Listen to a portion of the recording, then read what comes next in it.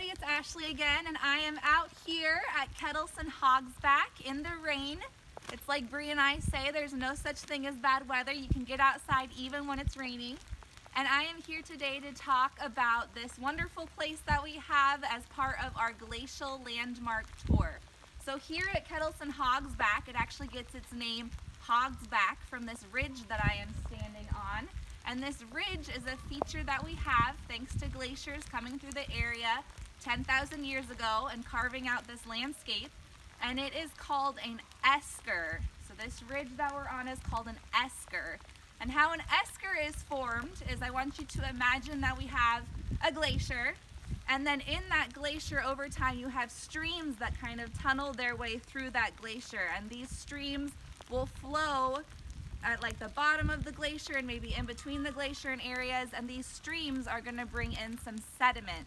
So when I say sediment, that's like gravel and sand, and over time that sediment builds up, and then when that glacier melts away, it leaves that sediment in a ridge, and then you get water on one side and water on the other side. So it's kind of like an upside down riverbed.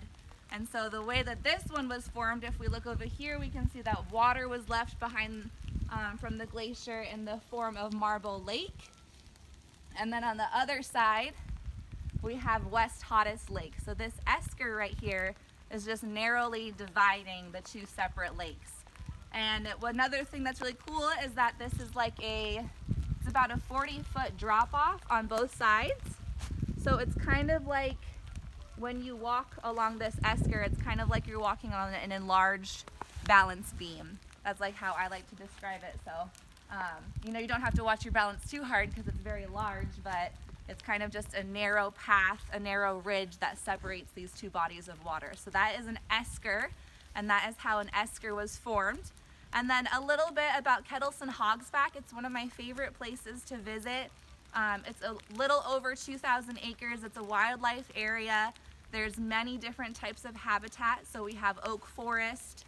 There's a little bit of native prairie. There's wetlands. There's 5 different lakes here.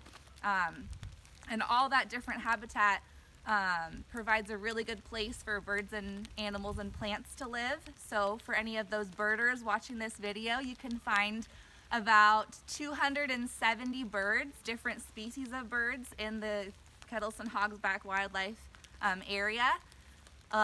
You can find about 28 different species of warblers. So now that it's spring, it'd be a really good time to come out here and see if you can find some of those flashing bits of color from our warblers that we have in the area.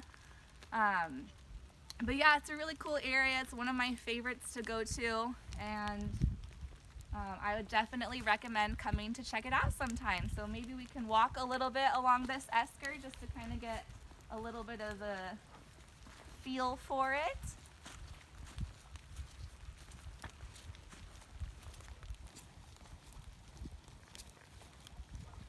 And this esker stretches quite a lot ways down that way, and then we came from over that direction. So you can walk on the esker for quite some time, or walk on this Hogsback at Kettleson Hogsback.